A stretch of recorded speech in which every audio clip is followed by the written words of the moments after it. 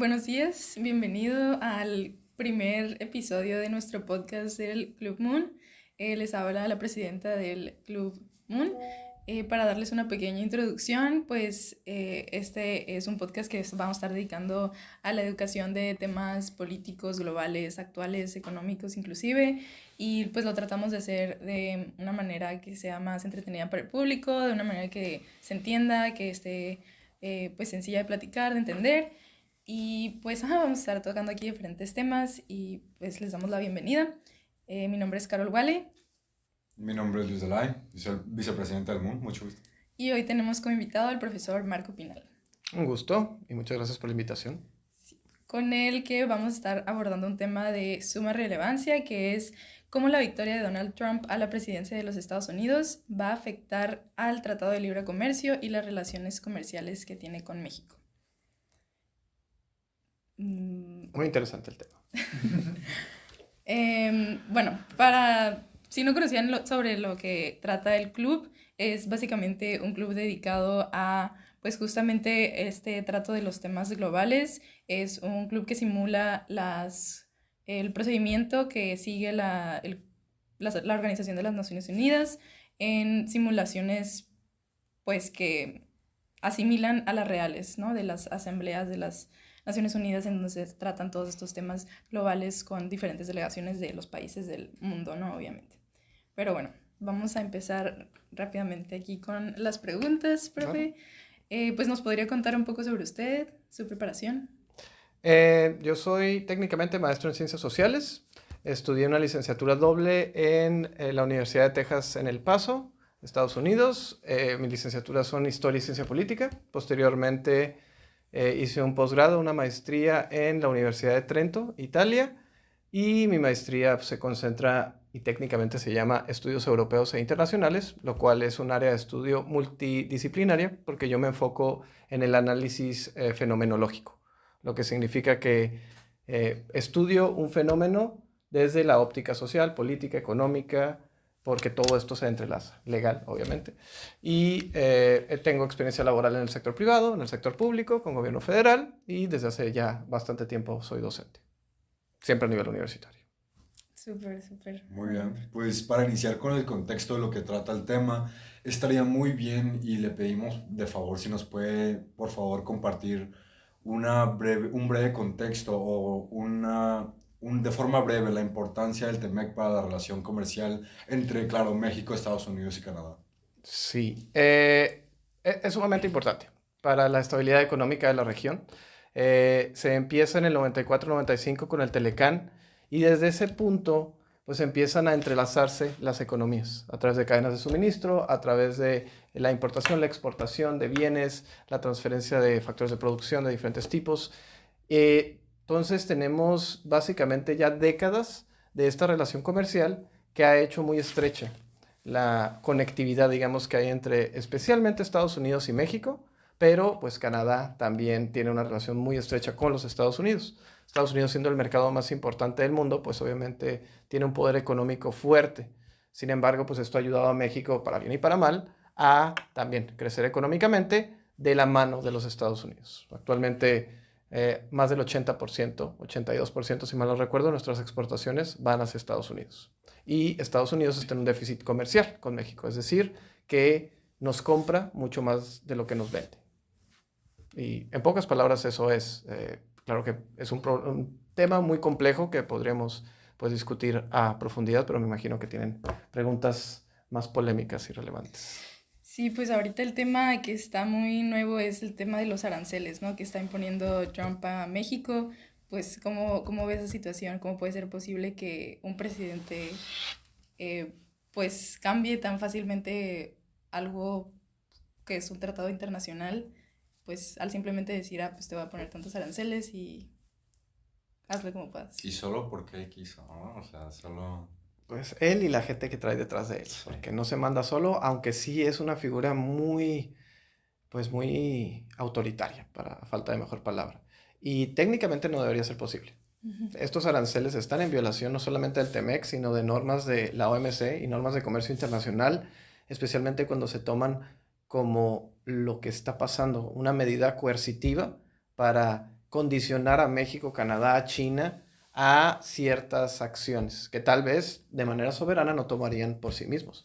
Es muy, de cierta manera, imprudente porque los aranceles afectan al consumidor del país quien los está aplicando. Son un impuesto a la importación. Esto significa que a la hora de que productos mexicanos que están siendo comprados en muchas ocasiones por entidades estadounidenses tendrían que pagar un 25% adicional. Y ese costo adicional lo pasan al consumidor. Entonces, el consumidor estadounidense, en este caso, se vería directamente perjudicado. Y pues eso es algo que deteriora no solo lo que es la economía de los tres países, en este caso, sino la relación de confianza que hay, la certidumbre en el hecho de que un tratado internacional es un convenio, es un compromiso, y se estaría pues básicamente sacrificando. Y cabe recalcar que los tratados internacionales pues sí son leyes que los países a menudo no toman con tanta seriedad. Nuestro país inclusive ha hecho propuestas que vulnerarían el derecho internacional, pero también ha sabido corregir el camino. Ahorita acaban de salir con la noticia de que se cancela y se revierte la decisión de prohibir la importación de maíz transgénico, ya que a través de mecanismos en el TEMEC se declaró que México era culpable de violarlo en un panel trilateral de arbitraje. Y México, pues acatando la decisión de estos órganos internacionales, pues revierte la decisión nacional. Cosa que en Estados Unidos veo poco probable que sucedería debido a pues, el tipo de administración y el poder que tiene Estados Unidos, económicamente hablando. Claro. Y pues hablando de esto de los aranceles, ¿qué opina de pues usar los aranceles como un arma económica? Es muy peligroso, la verdad. Y esto es algo un tanto inédito. No inédito porque hemos tenido ya guerras comerciales en el pasado y hemos tenido estos instrumentos legales usarse como medidas coercitivas. Pero lo que está haciendo Donald Trump actualmente es pensar que puede obligar a diferentes países a adoptar una posición en beneficio a Estados Unidos y esto, pues la verdad a mí no me había tocado verlo de manera tan frontal, tan agresiva, casi altanera y pues bravucona en cierta manera.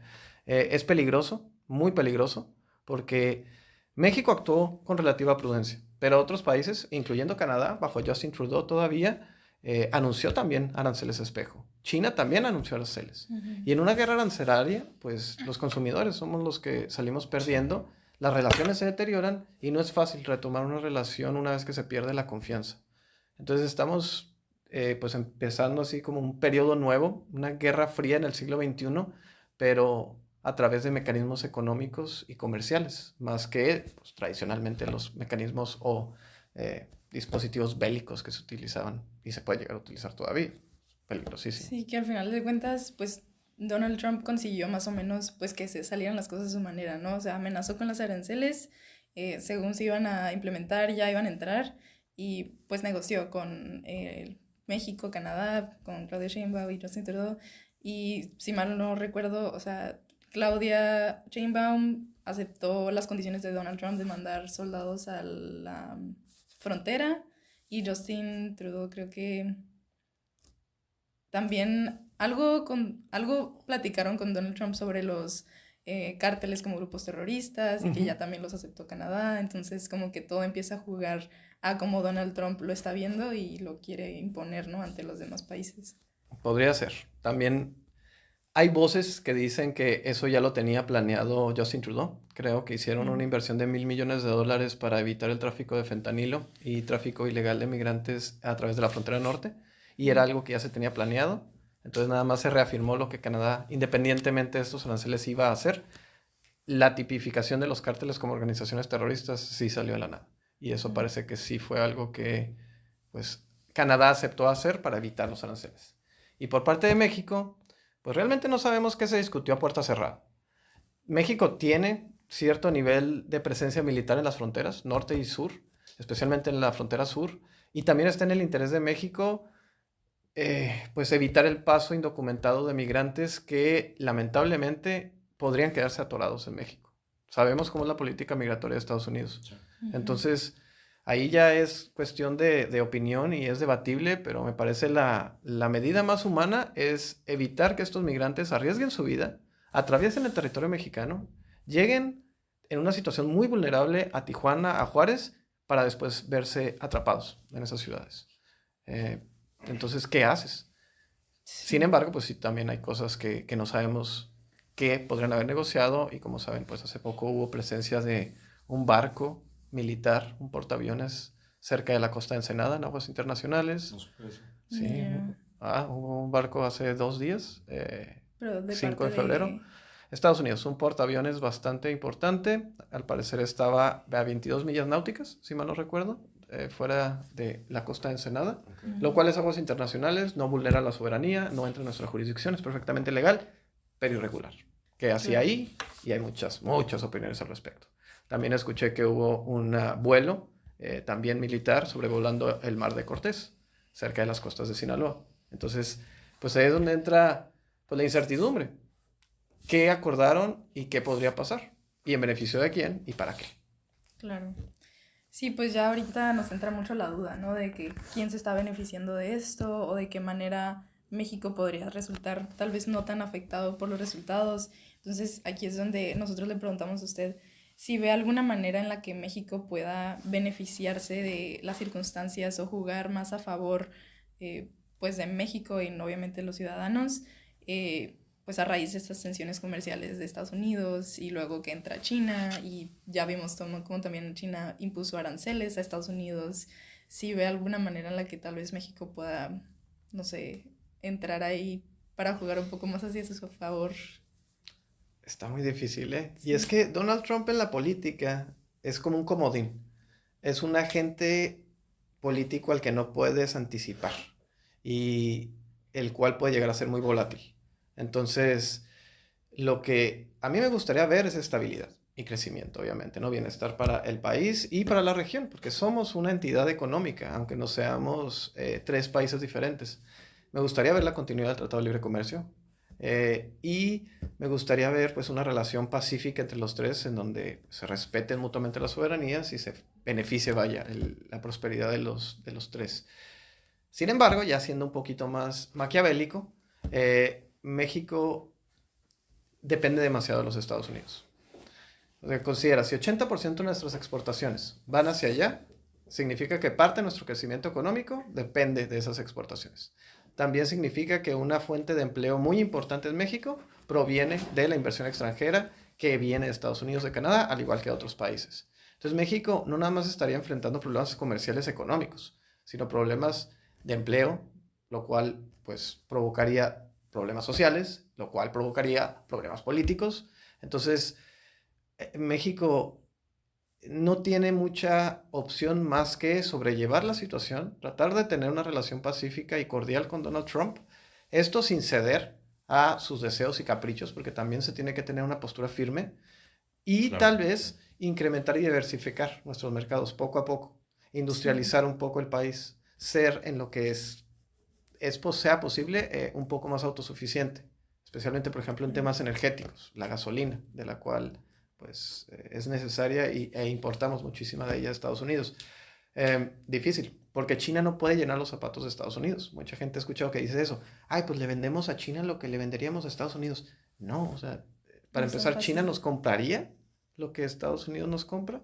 Y lo que Estados Unidos nos compra en parte es su propio producto, es producto de la inversión que tienen en México, utilizando mano de obra aquí, económica, y pues a través de cadenas de suministro, abasteciendo, digamos, su mercado con operaciones más rentables.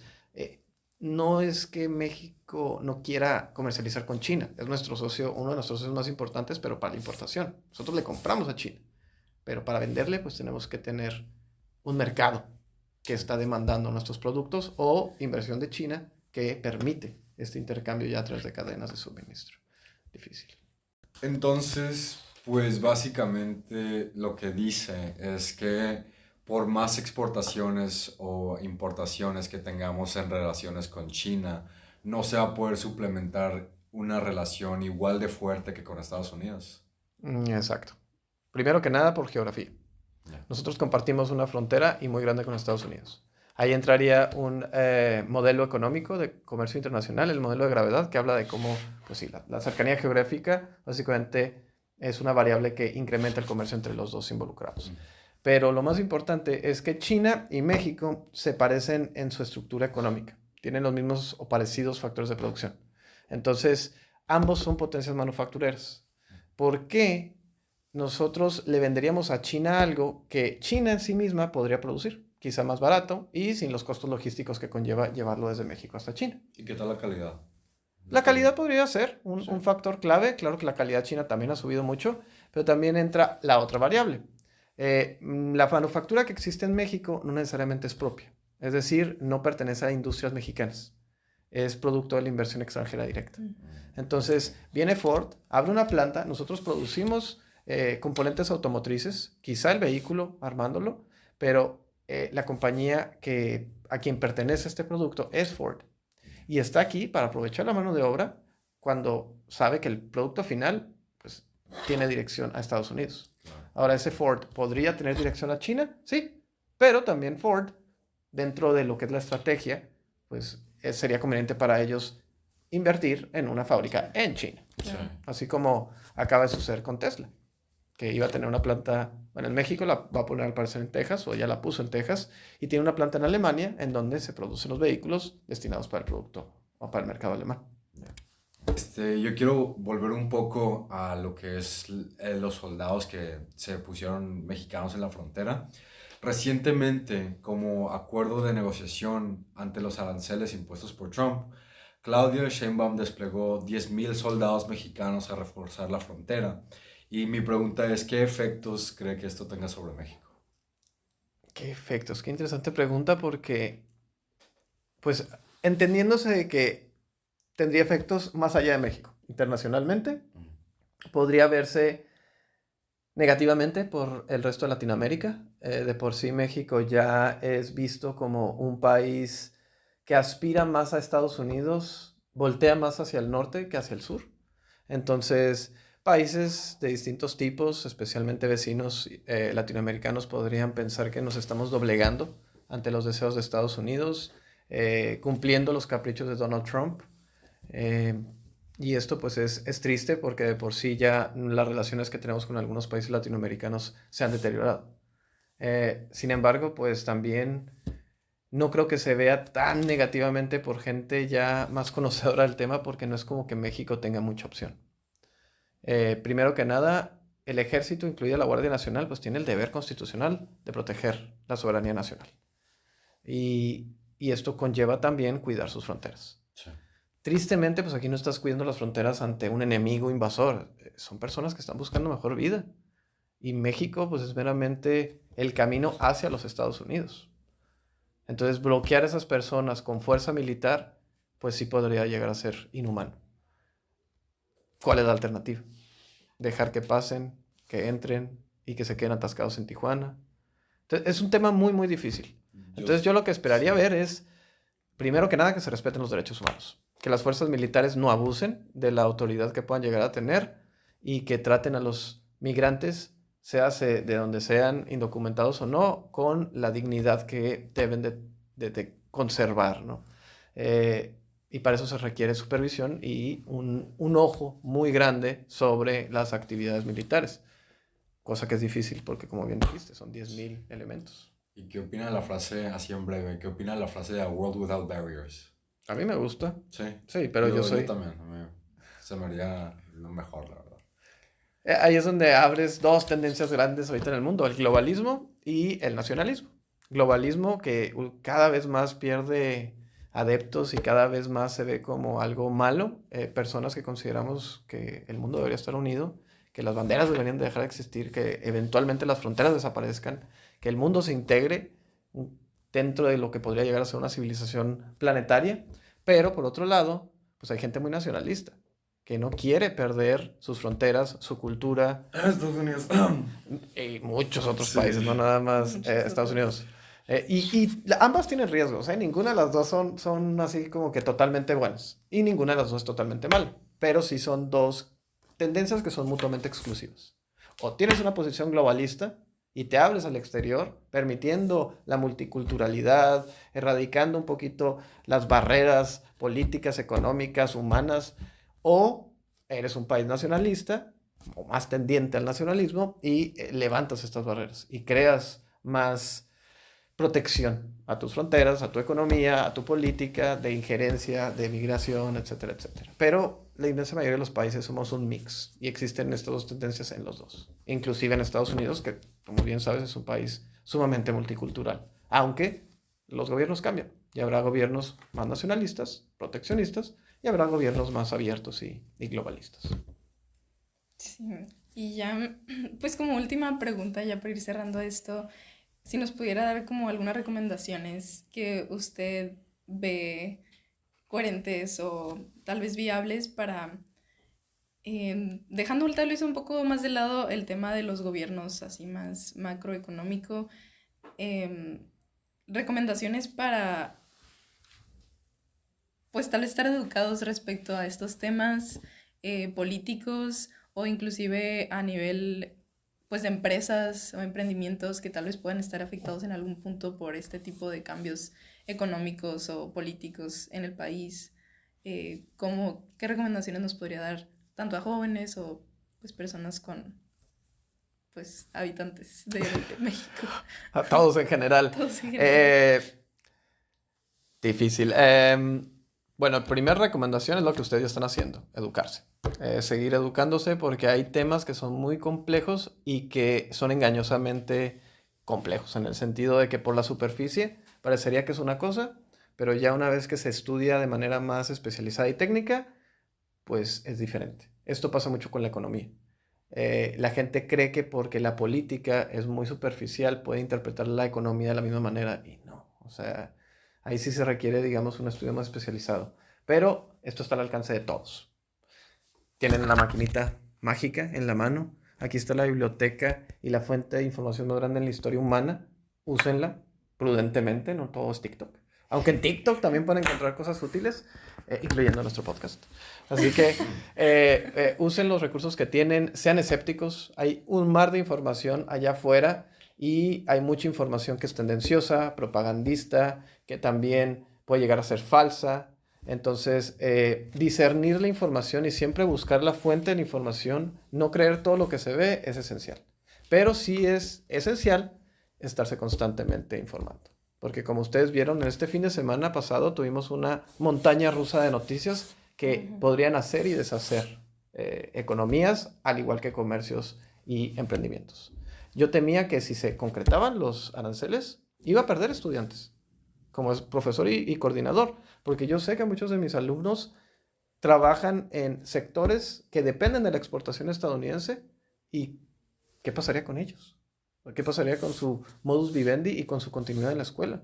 O sea, hasta a nosotros en una universidad nos llega a afectar esto de manera muy directa.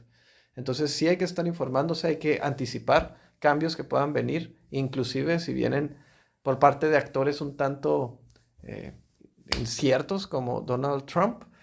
Y también la última es siempre poner atención en las señales. Hay una alegoría del agua tibia, la rana en el agua tibia. Si tú agarras una rana, ay, qué feo se oye esto, pero la avientas agua hirviendo, para comértela, obviamente, el agua va a sentir la rana y la rana va a tratar de salir huyendo del agua hirviendo, obviamente. Pero si tú pones una rana en agua tibia y empiezas a calentar el agua poco a poco, la rana se va a cocer viva, sin huir. Porque no va a detectar el cambio de temperatura hasta que ya es demasiado tarde y los músculos ya no les sirven para brincar. Así estamos nosotros ahorita. A mí lo que más me da miedo en este momento es que estamos, especialmente con Estados Unidos, acercándonos a una plutocracia, que es un sistema de gobierno muy peligroso. Es una democracia, pero es la oligarquía de los ricos. O sea, en Estados Unidos, ¿quién está gobernando? ¿Está gobernando Donald Trump? ¿Está gobernando un grupo de personas sumamente adineradas detrás de Donald Trump que apoyaron y financiaron su campaña? ¿Y cómo se está usando este poder? Porque lo que hemos estado viendo durante este pequeño periodo de presidencia que lleva Donald Trump es acciones que están sobrepasando al Congreso Federal de los Estados Unidos, que están tomando decisiones que van en contra de la Constitución, Y los actores que están haciendo esto son personas como Elon Musk, como Mark Zuckerberg, como Jeff Bezos, o sea, los nuevos ricos. Y estas personas sí están jalando muchos hilos. La pregunta es, ¿para qué? ¿Para quién? ¿Y a quién le conviene esto? Y eso me preocupa. Ay, qué miedo. Claro, muy fuerte. Muy bien, pues con esta última pregunta damos concluida esta entrevista, esta plática. Profesor Marco, muchas gracias por su muy valiosa perspectiva. Yo sentí, y creo que todos podemos decir aquí, que fue una plática muy productiva. Muchas gracias de nuevo y por su disposición, y a todos nuestros oyentes esperemos que haya sido de su interés y los vamos a estar viendo en el próximo episodio. Ahora cuéntanos tú, ¿qué opinas?